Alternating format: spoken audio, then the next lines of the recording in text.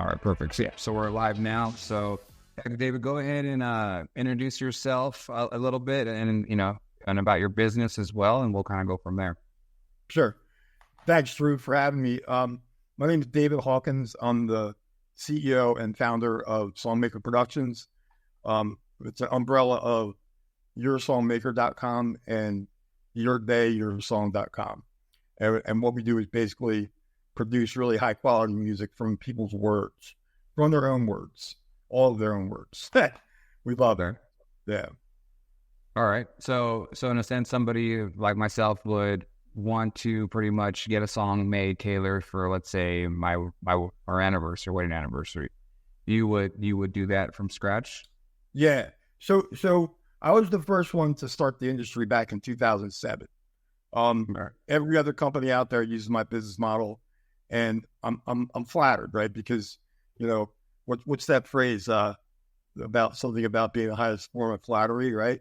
Imitation. Yeah, imitation. Yeah. So it's cool. But basically, I started that back in 2007 because I was sitting in a cubicle at work going, "What the hell can I do to get out of here? I need to get out of here." And so I'm a musician. I've been playing all my life, up and down the West Coast, East Coast, playing bands, bars, all over the place. And I'm thinking, what can I do with music to make people happy behind the computer, basically? So I came up with the idea. I had a dream one night about it. Ironically, it's kind of cliche, but I had a dream one night about it. I got up before the morning, wrote down 3 or 4 sheets of paper, my business model, woke up back up at 8 o'clock, and it was all right there. It was pretty amazing. Yeah. Okay. So basically, we found that the really high number of people who are not musicians really want to have a song composed for their loved one or a person who just died in their life, or it's amazing, man. The whole journey for these past 18 years has been amazing, and I wouldn't want to trade it for anything. And it's been a long, rough road, but I love doing it. I still do it every day. Okay. So would you say that your inspiration was to maybe get out of the 9-to-5 grind and start something? Was that your inspiration, tied with the fact that you love music, and was that your inspiration, you think? Yeah, definitely. It was the corporate, I don't know, the bockery, I guess you could say. It's working for somebody else. You got it, especially when you're a musician or an artist. It's like you can't do what you want to do. You can't, express how you want to express yourself. So, thinking about all that and thinking about how people who were not musicians would always be like in awe of having a song written from their own words. Like I used to write, every band I was in, I wrote music for the vocalist. So the lead singer would give me vocals or the sheet lyrics, and I would go write music to it, and then we'd go back, and that's how we ended up playing it in the bands. And so we do that on a very minute scale for these people who are not musicians at all. They just we're like the white glove service of what we do, which is create songs from their own words. Oftentimes it's like really emotional stuff. Like I'm working with a bunch of moms right now who lost their sons. My father passed last year. I wrote him a song. Thank you. It's rough, man, but people need this.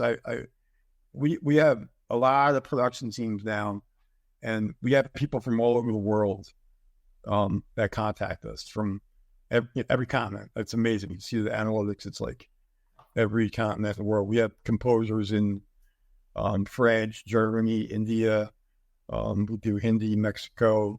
We do everything, and it's music is my passion. And so when we hire our producers, who kind of are jack of all trades, we need to make sure that they're passionate about it too, and that they have a love of helping people say what they want to say through music. Yeah. And that's kind of what they say, right? If you want to get out of the 9-to-5 grind, you have to find something that you're passionate about. Because if you're passionate about something, you're not really working, right? You can get up every morning, enjoy what you do, add a ton of value, help a bunch of people, and then it's resonating with them, so they keep coming.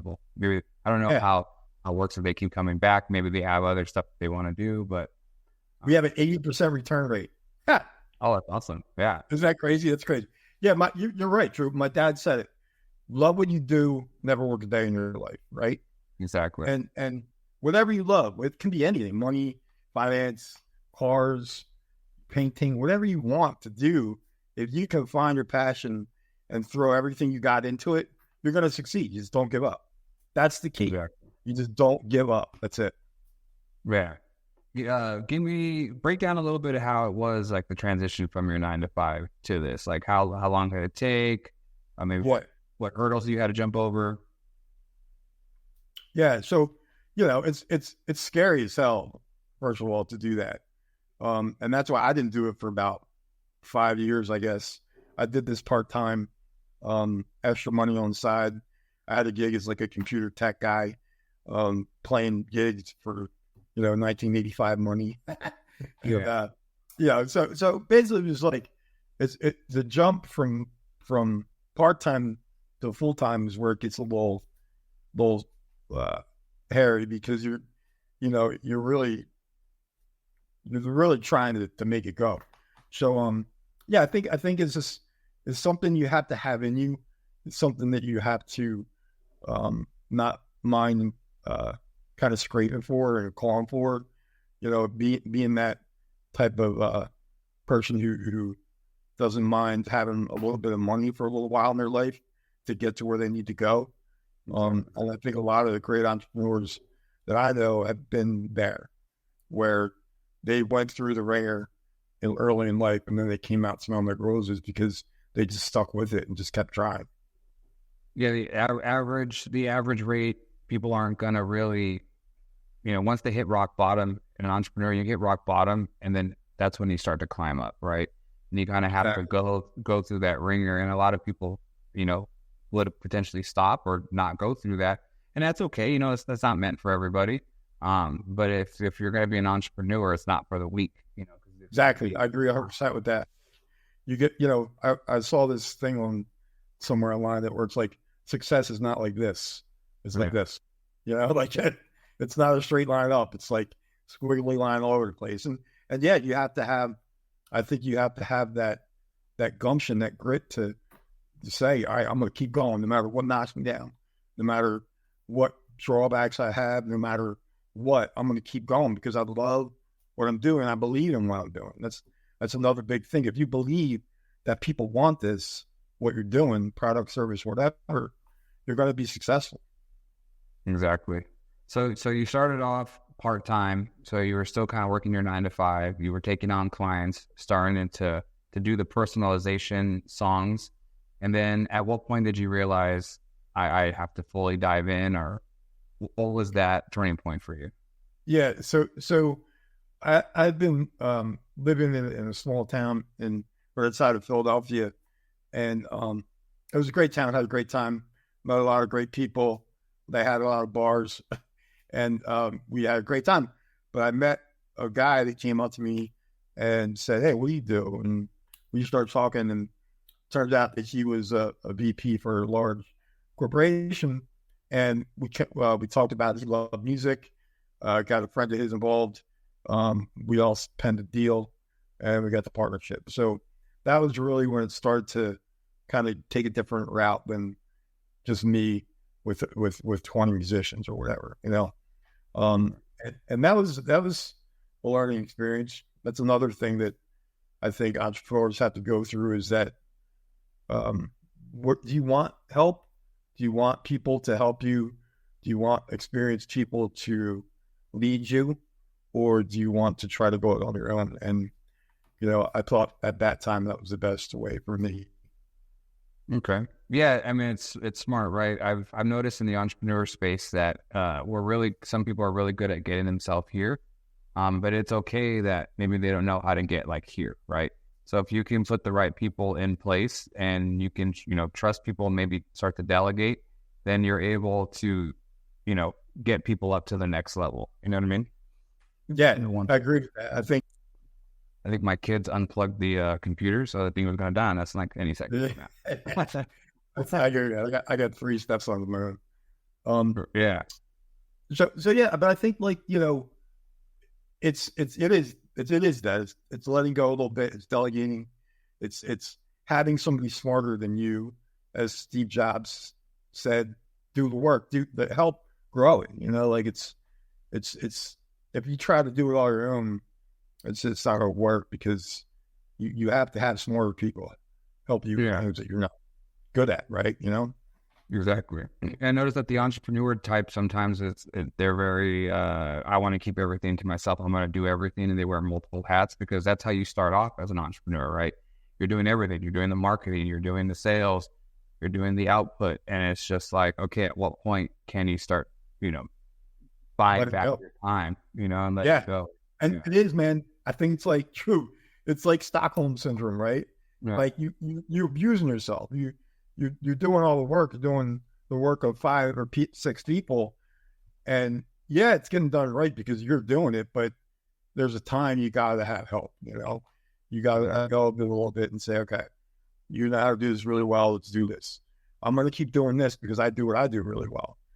But you do that because you do that really well. Man. So what did the structure kind of look like with those guys you brought in? Did they bring in capital? Were they able to offload some of the work? There's capital. Yeah, there was capital. There was business know-how. I wasn't a great businessman. I am now. I consider myself a businessman, but before I was just a musician, producer. I had to write really songs and produce really good songs. So that's why they came in, really, is because I didn't know what the hell I was doing, So I learned a lot from them, and kind of found out that they were doing things a little bit different than how I would have done them if I would have known what I know now. That, they were trying to go from like the top down instead of bottom up. And that's why it took us such a long time to get to where we are today, and why a lot of our competitors that use our business model, my business model, that's why a lot of them kind of like, whoop, they went right past us. But when the ships rise, when the waters rise, all ships float, basically. So the industry that I created is really doing well right now. So it's a cool feeling, we're working off of their marketing money, and it's cool. Right. Not have EDC, nothing to pay back. We're sitting all right. And what are you guys doing to focus on growth? Are you guys spending a lot of money on marketing, or what's your go-to? Yeah, right now we're kind of, we might be partnering with someone. We're not completely signed up yet, but we're thinking about getting somebody else on board again and going that route, because I bought my partners out back in 2018. And then I married my wife in 2019. And she did a great job she's the COO, and she's a PhD professor, and I love her dearly. And she really helped take it from the bottom up. We stopped kind of trying to do that. It's just going to go thing. It's going to go. And so when we did it the opposite way, it started really working well. But by that time, our competitors were right there with us, and they were they have they got a lot of money. I'm talking seed rounds of millions, 5 million here, 17 million there. It's very big names on their boards. So, it's cool though, because like I said, competition's not bad. Yeah. Yeah, exactly. And is there maybe a sweet spot that you guys can hit compared to the bigger guys, or they have a lot more, they spend a lot of money, but they have a lot more overhead. So, maybe they're charging a little bit more. Yeah, they are. They're not charging more. We're still the most expensive, I guess, kind of at the price point that we're at. But I created the whole thing. So basically everybody just undercut us by $100. So a full song production for us is $379. That's with everything, all the instruments, all the mixing and mastering, all the vocals, all the harmonies, the whole 9 yards. And it sounds like something you could hear on the radio. And we use all of the client's words. We have a professional lyricist service, basically, that will edit their lyrics and then send them back to them, and then they can approve it, and then we send it out to a team that specializes in producing that genre. And that we also have like a sample that we send them after they order. No other company does that. We send sample clips for the client to hear. And if they like it, they're like, just keep going. If they want like an edit, they say, can you edit this part? I don't really like that part, how it's going. And then we do it and we send it back to them. But I think like, you know, the thing that made me want to kind of do this interview with you today without really knowing you or anything was I'm at a point in my life where, you know, I love what I do. Yeah. And I love that other companies are doing it too, because music is a lot of things for a lot of people. You know, it's everything for me, but the way that you can make people feel with music, when they lost someone or, you know, when they're getting married or whatever that love is or that loss is, that's the thing that makes me keep going every day. Getting up in the morning, wanting to keep doing it, wanting to get better, wanting to make it grow more, you know? So yeah, man, it's a fun thing. And I appreciate, you know, you reached out like this and having conversations like this with people. Oh yeah, I appreciate you jumping on. I know that you know, for us, we're starting this channel and we have a decent amount of people booked and we're starting all the recordings now, so it's going to start to, you know, trickle down. But the good thing about kind of this kind of content is that it can live on, you know, YouTube forever. You know what I mean? And as people are maybe searching for, hey, I need a personalized song, and they see this interview and they see it from the owner and the passion that you bring into your business. I think that goes a long way, which is great. You know, this isn't about me, but I love music as well. I produced a little bit of music for a short while. It was mostly like house music, just trying to. I more enjoy the love of trying to figure it out. And I think as like entrepreneurs or people who own their own business, you always are trying to figure out something. There's always something you're learning. You're always learning. So when it came to music, it was great. And then I had kids and I realized I couldn't be in the headphones all the time. And, you know, I wasn't going to be a professional musician or whatever it is. So I enjoyed it. I learned a lot. You know, I used Ableton. So I used Ableton and I was in there. You know, I use Ableton all the time. Yeah. That's a great software. Yeah. That there's like Pro Tools. Everything's great. The thing that you're talking about with the realizing that you're not going to do anything as far as being a producer, musician, you know, that you have other kind of bigger fish to fry, right? Yeah. You have things that will make you more money and things like that. I agree with that 100%. It's hard to make a living as a musician.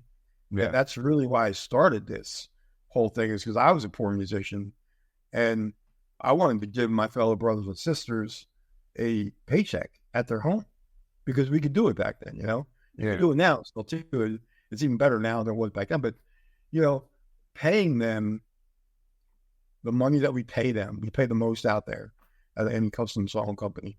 And I'm proud of that because I want to help us, you know? Artists it's a tough thing, man. I mean, artists get a bad rap and it's just the nature of what it is. But you're right. It's like you either have to pick from your love of something into something that will feed your family, you know? Exactly. Yeah, exactly. That's the tough part. I think a lot of people that I hope watch this, and maybe they're younger than me. I'm going to be 36, right? So congrats. You know, and for me, I would have, if I could go back at my 18-year-old self, he probably wouldn't listen. But I'm like, you don't get these hours or these days back, and you need to accomplish something and get something done, right? And maybe if I would have started music when I was 18 instead of 25 or 29, you know, maybe I could have had a shot. But I also knew to like cut and run and say, okay, this is a good hobby, and I can do it maybe when my kids are asleep, and I can still enjoy it. But the dream of making this a business, which is great, because you did the opposite. You said, I love it so much, I'm going to find a business that I can make it work, employ people. You know, you're giving back, you're helping people, you're adding value to the community, which is great because you turned your passion into business, which is. Yeah, thanks, man. I appreciate that. That's you know, I looked all over the place before I started, because when you're going to start anything, you're going to check around and see what's out there, right? As an entrepreneur, but there was nothing out there, and I was like, I can't believe there's nothing out here. So that's how I kind of started. The hardest thing for me, being a musician and transitioning into this business world was realizing that fact that you're talking about. Like, you're not gonna make it. There's very, very, very few people in this world that make it as a musician. Yeah. And it's like, if I could just, I don't want to dash anybody's dreams. If that would have happened to me, I would have never had the experiences I had. But, it's so hard to do. Easier today than ever was, though, because of social media and things like Spotify and all the great curators that they have and stuff. You can basically do it yourself, manage your career. Exactly. And if you're good enough, people are going to listen, and then you'll be fine. But it's still the streams today is shit. I mean, it's nothing basically. But before it was the record labels taking everything. Now it's the streaming companies taking everything. So you ultimately, like, some people, their music is completely owned by their entity that they're signed with, and so they have to get money elsewhere, right? So the music industry is definitely a beast of its own, But we definitely are not discouraging anybody. If you have a dream and you want to be a music and producer, an artist, you go for it. I think for me, it was just more of like, I had to be realistic. I had, kids, I had priorities. I had to make sure, like, I got to put food on the table. So I was okay saying I'm not going to be the best at that, and that's fine. Let me just continue doing what I'm doing and provide for my family, Yeah, and it's a hard decision to make when you're young, man, because you feel like, I got my passion here and I got my love here. How can I combine my love and my passion? Really? Right. And it's like, there's few, I think, industries where you can really do that. But that's the cool thing about what we do, though. It's crazy the age range of the people that we work with. Like, we've done. A mother called us one time for her 8-year-old daughter was getting bullied at school, and she sat down at the kitchen table and she was writing out a poem. And her mother looked over and was like, "What are you doing?" And she said, "I'm writing a poem about this person keep bullying me." So she contacted us and we made a song about it, and it was a real cool, inspirational kind of new pop song, and she loved it. And she sent us a video of her, and it was so happy to see her just like love this song, which what she'd been going through. And then at the same time, a month later, we get some lyrics from a 96-year-old World War II vet who had this song that he wrote never had anybody write it for 75 years. And he chose us. And it's just such an honor, man, to like have these people trust us with their words and then be able to give them something like this at an affordable price point, Exactly. Do you guys do anything in a sense of like let's say if I was still doing music, right? And I was producing on Ableton and I had all the stems and I kind of had everything, but mixing and mastering is its own beast. Own animal. It's its own animal, man. You can get your sound to sound great and you put it in the car and it just sounds like you're underwater, right? So mixing and mastering, do you guys offer a service like that if we were to like send our track and you guys can mix and master it? Yeah, that's cool. That's a good question. Thanks for asking, because most other companies that do what we do, they have kind of a lower quality about them, which makes them less expensive. But what we do is we hire really high quality people who are not only multi-instrumentalists, vocalists, professional engineers.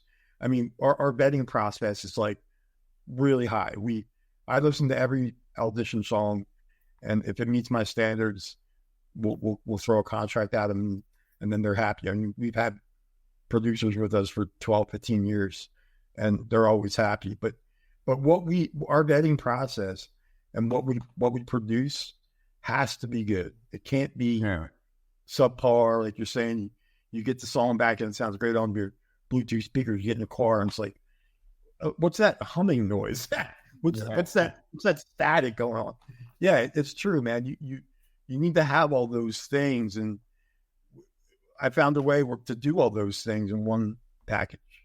So, That's awesome. you know, our recordings, our productions from their own words literally take 1 week to get their sample back. And then 3 days later, they have a full song. So we have people doing full albums all the time. They get addicted to it because, I mean, they're from their heart, man. This is something they can't do. They're not a musician. They're not playing music. They've always wanted to play music, but they can write, right? Yeah. You can't write. Exactly. Well, yeah, they can't. And that's the thing. Good. Go on. No, go on. Sorry. I'm saying, you know, that's the thing. They can write. And even if they can't write, they give us a couple paragraphs and we'll pull those lyrics out for them. Verse, chorus, bridge, you know, we'll do that for them. They can write, syllable count, rhyme, all the things. So you make it.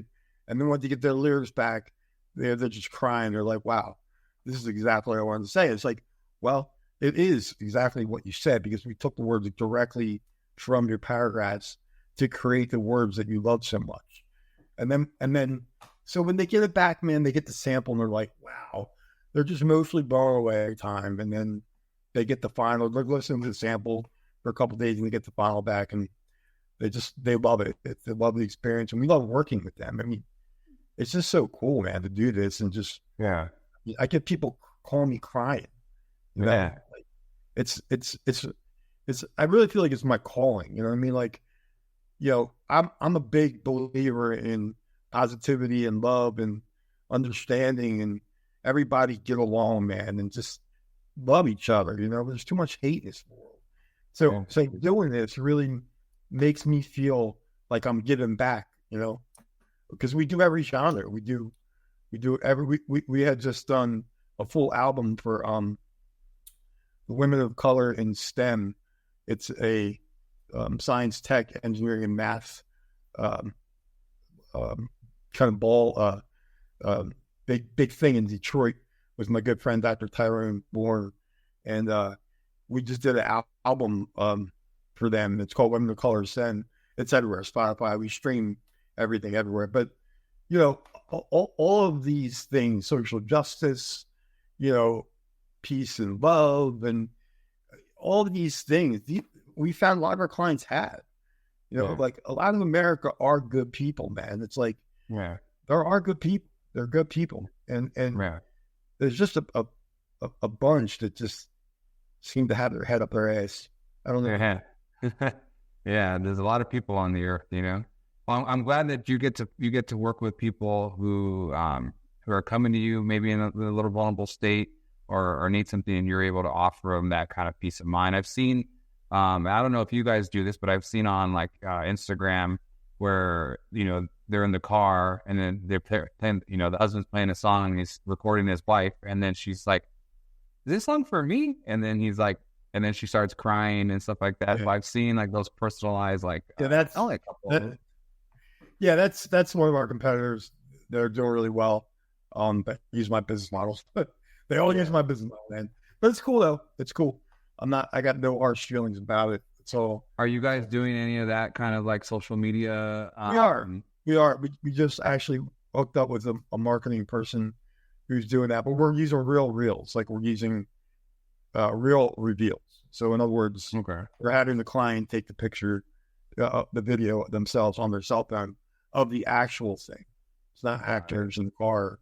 Yeah, exactly. You know, and I don't know. I don't know if they are actors or not. But what our reveals are like real. They're actual real reactions, and we have like 3 of them, I think, at the bottom of our website on yoursongmaker.com. But it's just that's the thing, man. That's the cool thing about. That's what I love the most, you know, to see that after all the work and all the, you know, any edits that are done or after all said and done, that moment, you know, I call it the puppy dog look. Because the person just kind of looks at you like, and they just, their eyes start welling up and they're like, is this about me? And they just start crying, man. It's like, that's what I live for. I live for that, you know, being alive in that loving way, you know? Yeah, no, it makes sense. And then, you know, based on your current journey that you guys are at right now, is there another stage of this that you're trying to get to, or is it just what, pushing through, or what's next for you guys?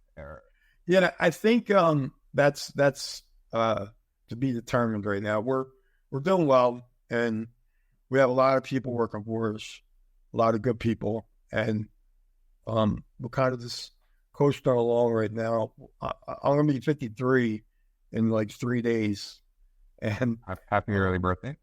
thanks, man.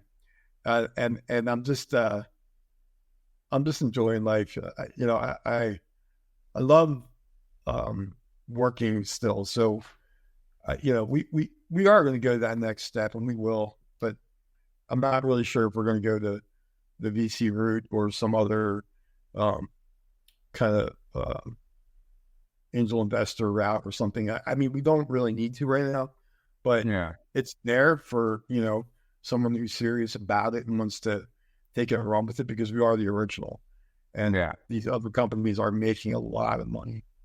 Exactly. So if you had to give a piece of advice just from your entrepreneur journey, I mean, to maybe a younger generation or somebody who's maybe looking to get into being an entrepreneur, starting their own business, maybe even within your sector, maybe not specifically in custom songs, but just maybe in the music, or what kind of advice do you think you'd give them? Yeah, that's a great question. I think my first piece of advice would be learn. You got to learn. You got to spend the time learning whatever you want to do. If you want to play music, or you want to be in the business section of the music sector, you have to learn it, and then you got to get somebody to kind of follow. To have somebody take you under their wing, and learn from them, and get a relationship with them, and then really, it's just keep your nose to the grindstone and don't give up. Right. So many people, like you said earlier, man, they're almost there and they just give up. They can't do it anymore. I've been doing this 18 years, and I'm happy. I mean, it was a long freaking road, man, but I love what I do. And I love what we do and for people. And I think of it as the biggest piece of advice for younger people that really want to, they feel in their heart, man, is just don't give up, don't quit, but you got to work. You can't just sit around and expect it to happen, or dance around in front of your camera and be like, actually, a lot of people, that does work for a lot of people. For their niche, right, and it's cool, man. I think that's the cool thing about social media, TikTok, and all that is, it's kind of it's taken the taxes away from the big corporations. We're coming into our own little microcosms of working ourselves now. And that's cool to me, because there still are a lot of people out there with a lot of money that are concentrated in one very, very small group. Right. And if you can have fun at what you do and you make money, go for it, man. It's just a beautiful thing. Like work, love what you do, never work a day in your life. I mean, that is really the most true statement ever, because if you don't like what you do, you're gonna hate every day. Why do you want to live your life hating it? You don't want to hate life. You want to love life. Yeah, I've met people that made a ton of money and were in a job that they just absolutely, it just kind of sucked their soul out, and they were miserable, and because they didn't really want to take that jump into doing something that they believed in, or maybe it was a pay cut, or there could be other factors. But ultimately, if you follow your dreams and you work really hard, like you said, right? But I like how you mentioned, finding a mentor as well. It's okay to ask for help. You know what I mean? If you're coming out and you're learning, and if you're willing to show the effort and the sweat equity, say, hey, I'm gonna bust my butt, and I'm gonna grind. And someone can take you under your wing, you can learn a lot. I have a business mentor myself, and he's poured a lot into just advice into me, and it's been a great thing to have somebody who cares and sees the potential in you to be able to give you their time.